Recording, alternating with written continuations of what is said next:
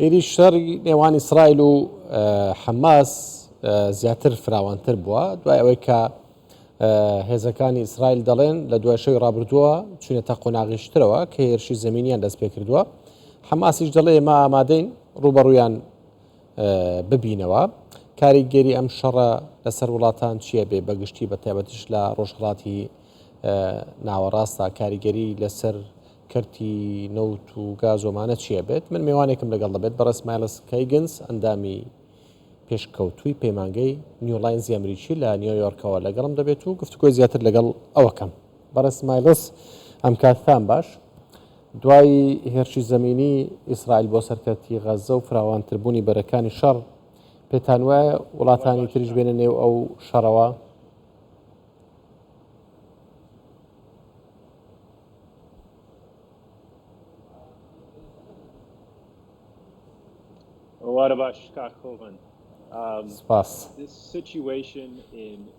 ئەم دۆخەی کە ئێستا لە ئیسرائیل و غەزە هەیە دۆخێکە کە لەوانەیە کە وەکو خۆی نامێنێ دوێنێ لە نەتەوەیەکەکان دەنگ درا لەسەر هاوکاری مرۆیی گەیاندنی هاوکاری مرۆیی بە خەڵکی سڤیل و پاراستنی خەڵکی سڤیل. بەم دەنگدانە زیاتر لە 100 وڵات ڕێک کەوتن لەسەر ئەوەی کە بۆی کە هاوکاری مرۆیی بچێتە ناو غەزە و خەڵکی سڤیل دەبێ بپارێزرێن. 14 وڵات دژی دەنگیاندا، ئیسرائیل بە ئەمریکا یەکێک لەو دوو لەو وڵاتانە بوون کە دژی ئەم پرۆژە بڕیارە دەنگیاندا. ئێمە دەبینین کە ناڕەزاییەکی زۆر هەیە لە جیهان بۆ پشتگیری خەڵکی فەلەستین و خەڵکی دەیانەوێت ئاشتی بەدیبێ لە ئیسرائیل و فەلەستین.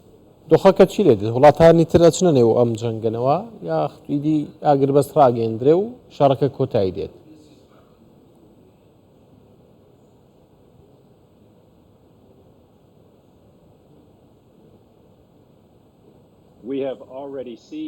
ئێمە ئێستا دەبینین ئێران کردانەوەی هەیە دژی ئەمریکا. ئێران هێرشی کردوتە سەر سەربازانی ئەمریکا لە بنکەکانی لە ناو عێراق و لە ناویشیاندا زۆر دوور نییە لە ستۆدیۆکەی ئێوە لە هەولێر لە مەتاری هەولێری داوە. بۆیە ئەم هێرشانە بەردەوامن و زیاتر لە هەفتەیەکە دەکرێن. بۆیە ئەمە هەڵسەنگاندنی منە کە ئێران هەوڵەدا کە سەربازی ئەمریکی بکوژێ و لە دەرەنجامدا لە دەرەنجامی ئەوەی کە ئەمریکا هێرشی کرد سەر کەتایب حیزبوڵڵا لە ڕۆژهەڵاتی سووریا و لە نزیک ئەلبوکەمال. بۆیە ئەگەر ئێران وەڵامی ئەمریکا بداتەوە و هێرشی زیاتر بکاتە سەر سەربازانی ئەمریکا لە سووریا و با بڵێن بنکە دیپلۆماسیەکانی نێردە دیپلۆماسیەکانی ئەمریکا ئەم جارە بە تونتر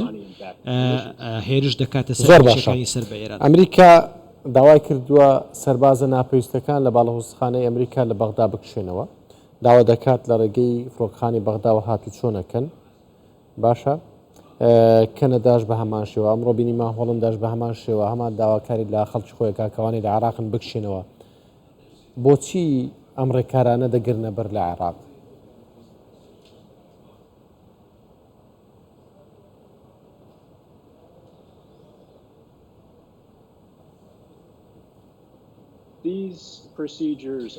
ئەم ڕێکارانە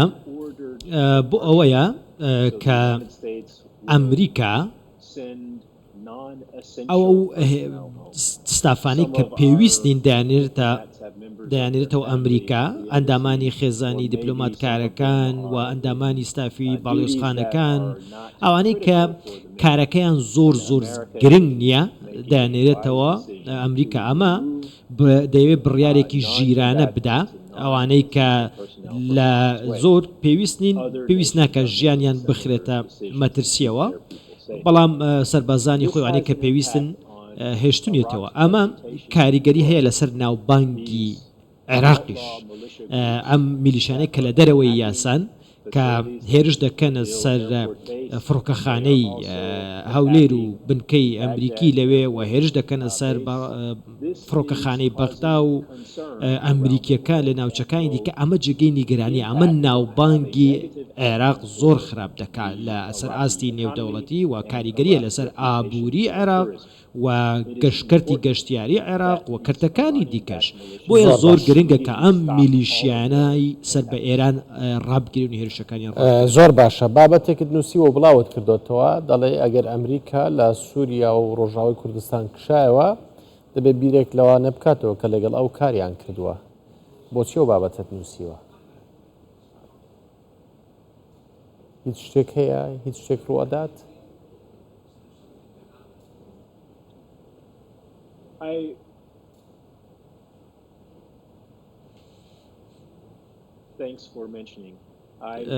دەست خۆش بێ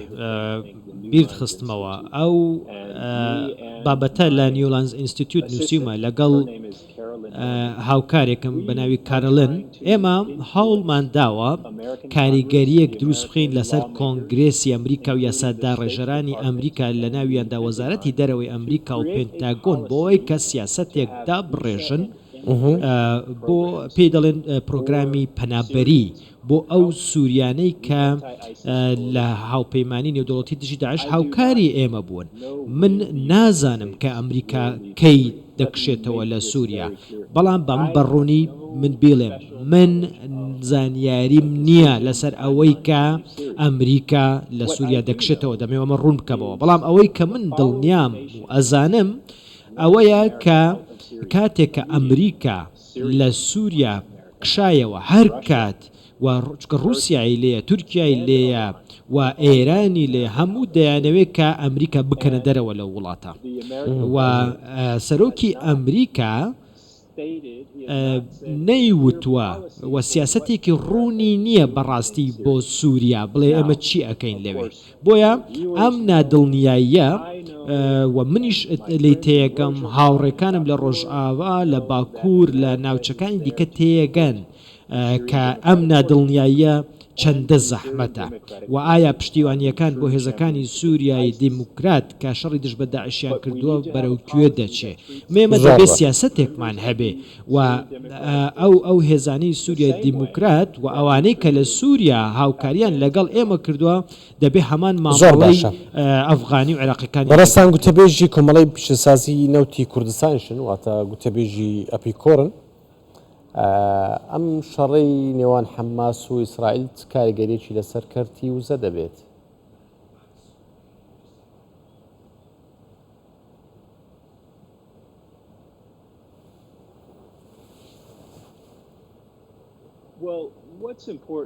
ئەوەی کە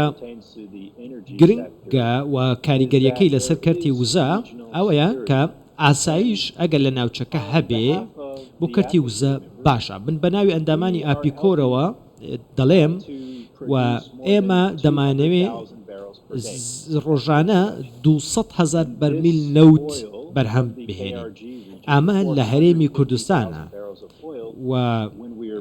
450,000 با بڵێن بەرمیل نەوت هەیە لە هەرێمی کوردستان بەڵام بەهۆی ئەو سزایانەی کە هەیە لەسەر رووسیا و ئێران بۆ ئێمە زۆر گرنگە کە لە هەرێمی کوردستان گرنگی بەم نەوتە بدرێواتە بە ناوی کۆمپانیەکانی ئاپیکۆرەوە ئەم نەوتەی لە هەرێمی کوردستانە بچێتە بازاڕەکانی وزەی جیهان و کاریگەریش لەسەر نرخەکەی زانیارتان هەیە کەی نەوتی هەرێمی کوردستان لە ڕێگەی بەندەری جیهان لە تورکیاوە دیسان دەچێتەوە نێو بازاری جیهانیەوە ئەنی جارشتر لەو تەناردە بکرێتەوە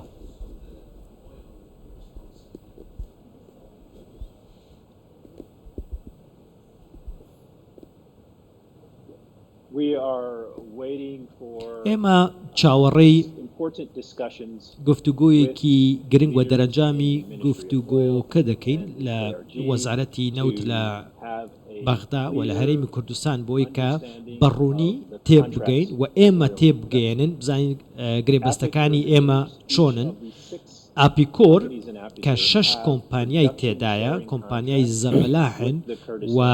گرێبەستی هاوبەشیان هەیە لەگەڵ حکوومەتی هەرێمی کوردستان ئەمە یاساین گرێبەستی یاساین ئێمە پێشبینیمان هەیە و تەوەقع دەکەین لەوەی کە ئەو پارەی کە ماومانە لای حکوومەت وەری بگرین و بۆ چاویشمان ڕوون بێ بزانین بۆ داهاتوو چۆن درێژە بەکاری خۆمان بدەین ئەم ئەندامانەی ئێمە دەیانەوێ هەموو کەس بگاتەوە سەر کاری خۆی و دەست بەکاری خۆی بکاتەوە بە زووترین سپاس بۆ بەڕێزمای لەسکای گەنس ئەندامی پێشکەوتوی پەیمانگەی نیولاینزی ئەمریکی کە لە نیویۆرکەوە لەگەڵمان بووی زۆر سپاس.